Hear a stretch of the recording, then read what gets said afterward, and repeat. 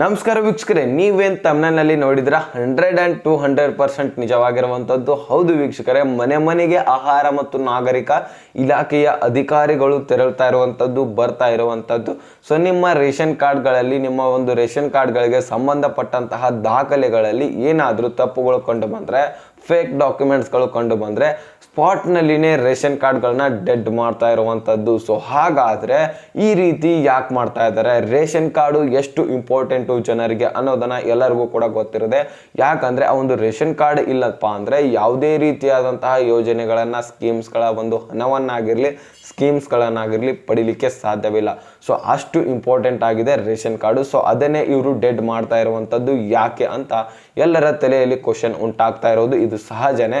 So ಹಾಗಾದರೆ ಇದ್ರ ಬಗ್ಗೆನೇ ನಾನು ಇದೊಂದು ವಿಡಿಯೋದಲ್ಲಿ ಕಂಪ್ಲೀಟ್ ಆಗಿ ತಿಳಿಸ್ಕೊಡ್ತಾ ಇದ್ದೀನಿ. ಸರ್ಕಾರದಿಂದ ಆದೇಶ ಏನಾಗಿದೆ ಅದನ್ನು ಕೂಡ ತಿಳಿಸ್ಕೊಡ್ತಾ ಇದ್ದೀನಿ. ಸೊ ಕಂಪ್ಲೀಟ್ ಆಗಿ ನೋಡುವಂತಹ ಒಂದು ಕೆಲಸ ನಿಮ್ದಾಗಿರುತ್ತೆ. ನಿಮಗೆ ತುಂಬಾ ಹೆಲ್ಪ್ಫುಲ್ ಆಗುವಂತಹ ವಿಡಿಯೋ ಇದೆ.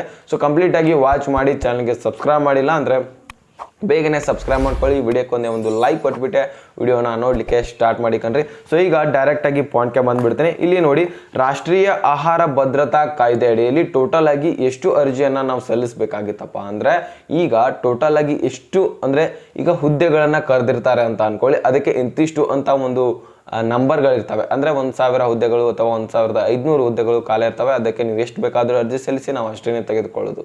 ಓಕೆನಾ? ಸೊ ಈ ರೀತಿ ಎಕ್ಸಾಂಪಲ್ ಮುಖಾಂತರ ತಿಳಿಸ್ಕೊಡ್ತಾ ಇದ್ದೀನಿ ನೋಡಿ.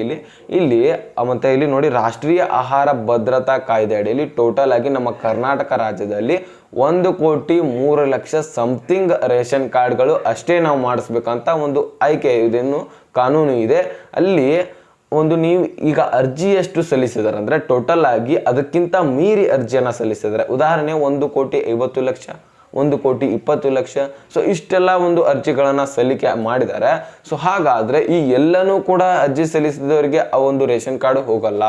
ಸೊ ಅರ್ಜಿನೇ ಹೆಚ್ಚಾಗಿ ಸಲ್ಲಿಸಿದ ಕಾರಣಕ್ಕಾಗಿ ಯಾರ್ಯಾರು ಫೇಕ್ ಡಾಕ್ಯುಮೆಂಟ್ಸ್ ಮಾಡಿದ್ದಾರೆ ಅದನ್ನು ಡೆಡ್ ಮಾಡಲಿಕ್ಕೆ ಮುಂದೆ ಹೊಂಟಿದ್ದಾರೆ.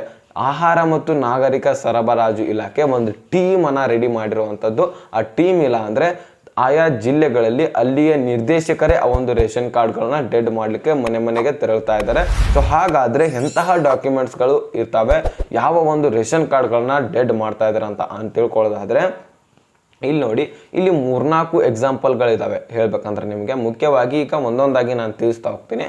ಇಲ್ಲಿ ನೋಡಿ, ಈಗ ನಿಮ್ಮ ಮನೆಯಲ್ಲಿ ಮುಖ್ಯವಾಗಿ ಈಗ ರೇಷನ್ ಕಾರ್ಡ್ಗಳನ್ನು ಮಾಡಿಸಿರ್ತೀರಾ. ಸೊ ಆ ಒಂದು ರೇಷನ್ ಕಾರ್ಡ್ಗಳನ್ನು ಆ ಒಂದು ಬಡತನ ರೇಖೆಗಿಂತ ಕೆಳಗಡೆ ಇರುವಂತಹವರು ಮಾಡಿಸಿದ್ರೆ ಏನು ಪ್ರಾಬ್ಲಮ್ ಇಲ್ಲ. ಆದರೆ ಇಲ್ಲಿ ಈಗ ಗೃಹಲಕ್ಷ್ಮಿ ಯೋಜನೆ ಆಗಿರಲಿ, ಅನ್ನಭಾಗ್ಯ ಯೋಜನೆ ಹಣ ಆಗಿರಲಿ, ಈಗ ಯಾವುದೇ ರೀತಿಯಾದಂತಹ ಪಿಂಚಣಿ ಸೌಲಭ್ಯವನ್ನು ಪಡಿಲಿಕ್ಕೆ ಈ ಒಂದು ರೇಷನ್ಸ್ ಕಾರ್ಡ್ಗಳನ್ನು ಮಾಡಿಸ್ತಾ ಇದ್ದಾರೆ. ಯಾಕಂದರೆ ಈಗ ಗೌರ್ಮೆಂಟ್ನಿಂದ ನಾವು ಹಣ ಪಡಿಲಿಕ್ಕೆ ಈ ಒಂದು ರೇಷನ್ಸ್ ಕಾರ್ಡ್ಗಳನ್ನು ಮಾಡಿಸಿ ಆ ಒಂದು ಹಣವನ್ನು ಪಡಿತೇವೆ ಅಂತ ಅಂದ್ಕೊಂಡು ರೇಷನ್ಸ್ ಕಾರ್ಡ್ಗಳನ್ನು ಮಾಡಿಸ್ತಾ ಇದ್ದಾರೆ. ಸೊ ಅಂತಹ ರೇಷನ್ ಕಾರ್ಡ್ಗಳನ್ನು ಕೂಡ ಡೆಡ್ ಮಾಡ್ತಾ ಇರುವಂಥದ್ದು. ಮತ್ತು ಇಲ್ಲಿ GST ಪೇ, ಟ್ಯಾಕ್ಸ್ ಪೇ ಮಾಡಿದ್ರು ಸಹಿತ, BPL ಅಂದರೆ ಶ್ರೀಮಂತರು ಇದ್ರೂ ಸಹಿತ, ಕಾಮನ್ ಆಗಿ ಹೇಳ್ಬೇಕಂದ್ರೆ ಶ್ರೀಮಂತರು ಇದ್ರೂ ಸಹಿತ ರೇಷನ್ಸ್ ಕಾರ್ಡ್ಗಳನ್ನು, BPL ರೇಷನ್ ಕಾರ್ಡ್ಗಳನ್ನ ಮಾಡಿಸಿ ಆ ಒಂದು ಹಣವನ್ನು ಪಡಿತಾ ಇದ್ದಾರೆ. ಸೊ ಅಂತಹ ರೇಷನ್ ಕಾರ್ಡ್ಗಳನ್ನು ಕೂಡ ಡೆಡ್ ಮಾಡ್ತಾ ಇದ್ದಾರೆ. ಮತ್ತು ಇಲ್ಲಿ ಮುಖ್ಯವಾಗಿರುವಂಥದ್ದು, ಈಗ ಒಂದೇ ಮನೆಯಲ್ಲಿ 3-4 ಜನ ಅಣ್ಣ ತಮ್ಮಂದಿರ್ತಾರೆ. ಸೊ ಅವರೆಲ್ಲರಿಗೂ ಕೂಡ ಮ್ಯಾರೇಜ್ ಆಗಿರುತ್ತೆ. ಅವ್ರದ್ದೆಲ್ಲರದು ಕೂಡ 3 ಜನರದ್ದು ಬೇರೆ ಬೇರೆ ರೇಷನ್ ಕಾರ್ಡ್ಗಳು ಮಾಡ್ತಾ ಇದ್ದಾರೆ. ಈಗಾಗಲೇ ಕೆಲವೊಂದಿಷ್ಟು ವಿಡಿಯೋಗಳಲ್ಲಿ ಮಾಹಿತಿ ಕೊಟ್ಟಿದ್ದೀನಿ ನಾನು ಇದ್ರ ಬಗ್ಗೆ. ಯಾಕಂದರೆ ಈಗ ಹಿರಿಯ ವ್ಯಕ್ತಿ ಇದ್ದರೆ ಅವ್ರ ಹೆಸರಲ್ಲೇ ಒಂದು ರೇಷನ್ ಕಾರ್ಡ್ ಇದ್ದರೆ, ಅವರ ಒಂದು ಕೆಳಗಡೆ ಎಲ್ಲ ಸದಸ್ಯರ ಹೆಸರಿದ್ದರೆ ಆ ಒಂದು ರೇಷನ್ ಕಾರ್ಡ್ ಉಳಿಯುತ್ತೆ. ಇಲ್ಲಪ್ಪ ನಾವು ಬೇರೆ ಬೇರೆ ನಮ್ಮ ಕುಟುಂಬ ಇದೆ, ನಾವು ಒಂದೇ ಮನೇಲಿ ಇರ್ತೀವಿ, ಆದರೆ ಬೇರೆ ಬೇರೆ ನಾವು ಊಟ ಮಾಡ್ತೀವಿ, ತಿಂತೀವಿ ಅಂತ ಅಂದರೆ ಇಲ್ಲ. ನೀವು ಬೇರೆ ಬೇರೆ ಮನೆಯಲ್ಲಿದ್ದರೆ ಅಷ್ಟೇ ನಡೆಯುತ್ತೆ. ಅಂದರೆ ಈಗ ಉದಾಹರಣೆ ಎಕ್ಸಾಂಪಲ್ ಕ್ಲಿಯರ್ ಆಗಿ ತಿಳಿಸ್ತೇನೆ ನೋಡ್ರಿ. ಇಲ್ಲಿ ಒಂದೇ ಮನೆಯಲ್ಲಿ 3 ಜನ ಅಣ್ಣ ತಮ್ಮದಿರ್ತೀರಾ. ಸೊ ಅಲ್ಲಿ ಬೇರೆ ಬೇರೆ ಮ್ಯಾರೇಜ್ ಆಗಿ ಒಂದೇ ಮನೆಯಲ್ಲಿ ಇದ್ಕೊಂಡು ನೀವು ಬೇರೆ ಬೇರೆ ರೇಷನ್ಸ್ ಕಾರ್ಡ್ಗಳನ್ನ ಮಾಡಿಸ್ತೀರಾ. ಗೃಹಲಕ್ಷ್ಮಿ ಯೋಜನೆ ಕೂಡ ಈಗ 3 ಜನ ಅಂದ್ಕೊಂಡ್ರೆ 6,000 ಬರುತ್ತೆ. ಅನ್ನಭಾಗ್ಯನೂ ಕೂಡ ಈಗ ಬೇರೆ ಬೇರೆ ನಿಮ್ಮ ಒಂದು ಹಣ ನಿಮ್ಮ ಖಾತೆಗೆ ಜಮಾ ಆಗುತ್ತೆ. ಸೊ ಈ ರೀತಿ ಮಾಡಿದ್ರೆ ನಿಮಗೆ ರೇಷನ್ ಕಾರ್ಡ್ಗಳು ಡೆಡ್ ಮಾಡ್ತಾರೆ.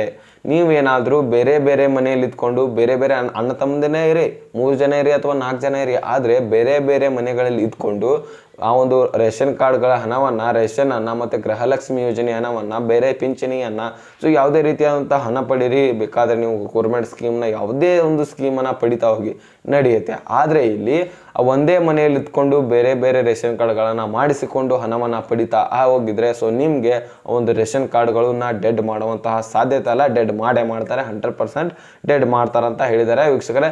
ಸೊ ಆದಷ್ಟು ನೀವು ಒಂದೇ ರೇಷನ್ ಕಾರ್ಡ್ನಲ್ಲಿ ಎಲ್ಲರ ಸದಸ್ಯರ ಹೆಸರನ್ನು ಸೇರ್ಪಡೆ ಮಾಡಿ. ಸೊ ಇದೊಂದೇ ಆಪ್ಷನು. ಇಲ್ಲ ಅಂದರೆ ಒಂದು ರೇಷನ್ ಕಾರ್ಡ್ಗಳನ್ನ, ಇರುವಂತಹ ರೇಷನ್ ಕಾರ್ಡ್ಗಳನ್ನು, ಎಲ್ಲ ರೇಷನ್ ಕಾರ್ಡ್ಗಳನ್ನ ಡೆಡ್ ಮಾಡಿ ಹೋಗಿದ್ದಾರೆ. ಸೊ ಅವಾಗ ಏನೂ ಮಾಡಲಿಕ್ಕೆ ಸಾಧ್ಯ ಆಗಲ್ಲ. ಅರ್ಜಿ ಸಲ್ಲಿಸಲಿಕ್ಕೆ ಈಗಾಗಲೇ ಬಿಟ್ಟು 1.5 ವರ್ಷ ಆಯಿತು. ಇನ್ಮೇಲೆ ಯಾವಾಗ ಬಿಡ್ತಾರೆ ಗೊತ್ತಿಲ್ಲ. ಈಗಂತರೂ ಜೂನ್ನಲ್ಲಿ ಇಲ್ಲೇ ಬಿಡ್ತೀವಿ ಅಂತ ಹೇಳಿದ್ರು, ಅದು ಸಹಿತ ಇನ್ನೂ ಕೂಡ ಬಿಟ್ಟಿಲ್ಲ. ಸೊ ಅವ್ರು ಹೇಳಿದಂತೆ ಮಾಡಿಲ್ಲ ಅಂತಾನೆ ಅನ್ಬೋದು. ಆಹಾರ ಮತ್ತು ನಾಗರಿಕ ಸರಬರಾಜು ಇಲಾಖೆನೇ ಹೇಳಿತ್ತು ಇದೇ ಜೂನ್ನಲ್ಲಿ, ಅಂದರೆ ಎಲೆಕ್ಷನ್ ರಿಸಲ್ಟ್ ಆದ ಬಳಿಕ ನಾವು ಆ ಒಂದು ರೇಷನ್ ಕಾರ್ಡ್ಗಳಿಗೆ ಅರ್ಜಿಯನ್ನು ಸಲ್ಲಿಸಲಿಕ್ಕೆ ಅವಕಾಶ ಮಾಡಿಕೊಡ್ತೇವೆ ಅಂತ ಮಾಹಿತಿಯನ್ನು ಕೊಟ್ಟಿದ್ರು. ಆದರೆ ಈಗ ಇನ್ನೂ ಕೂಡ ಬಿಟ್ಟಿಲ್ಲ ವೀಕ್ಷಕರ. ಬಿಟ್ಟ ತಕ್ಷಣ ನಾನು ಮತ್ತೊಂದು ವಿಡಿಯೋದಲ್ಲಿ ತಿಳಿಸ್ಕೊಡ್ತೀನಿ, ಅದ್ರ ಬಗ್ಗೆ ಏನು ವರಿ ಮಾಡ್ಕೊಳ್ಬೇಡಿ, ಯಾಕಂದರೆ ಕಾಯ್ತವರು ಕೂಡ ಬಹಳಷ್ಟು ಜನ ಇದ್ದಾರೆ. ಸೊ ಇದ್ರ ಬಗ್ಗೆ ಕೆಲವೊಂದಿಷ್ಟು ಮಾಹಿತಿಗಳಿದಾವೆ. ಇಲ್ಲಿ ಇನ್ನೊಂದು ಇಂಪಾರ್ಟೆಂಟ್ ಏನಪ್ಪ ಅಂದರೆ ಪಾಯಿಂಟ್ಸ್ ಅವ್ರು ಏನೇನು ಡೀಟೇಲ್ಸ್ ಕೊಟ್ಟಿದ್ದಾರೆ ಅದನ್ನು ನಾನು ನಿಮ್ಗೆ ತಿಳಿಸ್ಕೊಡ್ತಾ ಇದ್ದೀನಿ. ಇಲ್ಲಿ ನೋಡಿ, ಆ ಒಂದು 3 ತಿಂಗಳಿನಿಂದ ಯಾರು ರೇಷನ್ ಕಾರ್ಡ್ನ ತಗೊಂಡಿಲ್ಲ, ಈಗ ಬೇರೆ ಬೇರೆ ಒಂದು ಪ್ರದೇಶದಲ್ಲಿರ್ತೀರಾ, ಇಲ್ಲಿ ನಿಮ್ಮ ಒಂದು ರೇಷನ್ ಕಾರ್ಡೇ ಬೇರೆ ಪ್ರದೇಶದಲ್ಲಿರುವಂತಹದ್ದಿರುತ್ತೆ. ಸೊ ಅಲ್ಲಿಂದ ನೀವು ರೇಷನ್ನೇ 3 ತಿಂಗಳವರೆಗೂ ತಗೊಳ್ಳಿರಲ್ಲ. ಸೊ ಆದರೆ ಅಂತಹ ಒಂದು ವ್ಯಕ್ತಿಗಳ ಒಂದು ರೇಷನ್ ಕಾರ್ಡ್ಗಳನ್ನ ನಿಮಗೆ ರೇಷನ್ ಕಾರ್ಡೇ ಅವಶ್ಯಕತೆ ಇಲ್ಲ ಅಂತ ಹೇಳಿ ಅದನ್ನು ಕೂಡ ಡೆಡ್ ಮಾಡಿ ಹೋಗಿದ್ದಾರೆ. ಸೊ ಅವಾಗ ಏನೂ ಕೂಡ ಮಾಡಲಿಕ್ಕೆ ಸಾಧ್ಯವಾಗಲ್ಲ. ಅದಕ್ಕೋಸ್ಕರ ಹೇಳ್ತಾ ಇದ್ದೀನಿ, ರೇಷನ್ ಕಾರ್ಡ್ಗಳನ್ನು ನೀವು ಪ್ರತಿ ತಿಂಗಳು ಕೂಡ ತೆಗೋಬೇಕಾಗತ್ತೆ ರೇಷನನ್ನು, ಅಥವಾ 1 ತಿಂಗಳಿಲ್ಲ ಅಂದರೆ ಮತ್ತೊಂದು ತಿಂಗಳಲ್ಲಿ ರೇಷನ್ ಕಡ್ಡಾಯವಾಗಿ ತಗೋಬೇಕಾಗತ್ತೆ. ಸೊ ಇದೇ ಒಂದು ಸರ್ಕಾರದಿಂದ ಆದೇಶವಾಗಿರುವಂಥದ್ದು. ನೀವೇನಾದರೂ ಫೇಕ್ ಡಾಕ್ಯುಮೆಂಟ್ಸು ಸರ್ಕಾರದ ಸ್ಕೀಮ್ಸ್ಗಳಿಗಾಗಿ, ಯಾವುದೇ ಯೋಜನೆಗಳಿಗಾಗಲಿ ಪಡೆದಿದ್ರೆ ಆದರೆ, ಮಾಡಿಸಿದ್ದೆ ಆದರೆ ನಿಮ್ಮ ರೇಷನ್ ಕಾರ್ಡ್ಗಳು ಡೆಡ್ ಆಗೋಗ್ತವೆ. ಸೊ ಅವಾಗ ಏನೂ ಮಾಡಲಿಕ್ಕಾಗಲ್ಲ. ಸೊ ಆದಷ್ಟು ಬೇಗ ನೀವು ಒಂದು ರೇಷನ್ ಕಾರ್ಡ್ಗಳನ್ನು ನಿಮ್ಮ ಉಪಯೋಗಕ್ಕೋಸ್ಕರ ಮಾಡಲಿಕ್ಕೆ ಹೋಗಬೇಡಿ. ನಿಮ್ಮ ಒಂದು ಅಗತ್ಯವಿದೆ ಅಂತಹ ಒಂದು ಕಾರಣಕ್ಕೋಸ್ಕರ ಮಾಡಿ ವೀಕ್ಷಕರೇ. ಸೊ ನೀವು ನಿಮ್ಮ ಒಂದು ಶ್ರೀಮಂತಿಕೆ ಇದ್ರೂ ಸಹಿತ ಸರ್ಕಾರದ ಸ್ಕೀಮ್ಸ್ಗಳನ್ನ ಹಣವನ್ನು ಪಡೀಲಿಕ್ಕೆ ಯಾವುದೇ ಕಾರಣಕ್ಕೂ ಮಾಡ್ಲಿಕ್ಕೆ ಹೋಗಬೇಡಿ. ಸೊ ಅಂತಹ ರೇಷನ್ ಕಾರ್ಡ್ಗಳನ್ನು ಡೆಡ್ ಮಾಡಿ ಹೋಗಿದ್ದಾರೆ, ಆ್ಯಕ್ಷನ್ ಕೂಡ ತಗೊಳ್ಳುವಂತಹ ಸಾಧ್ಯತೆ ಇರುತ್ತೆ.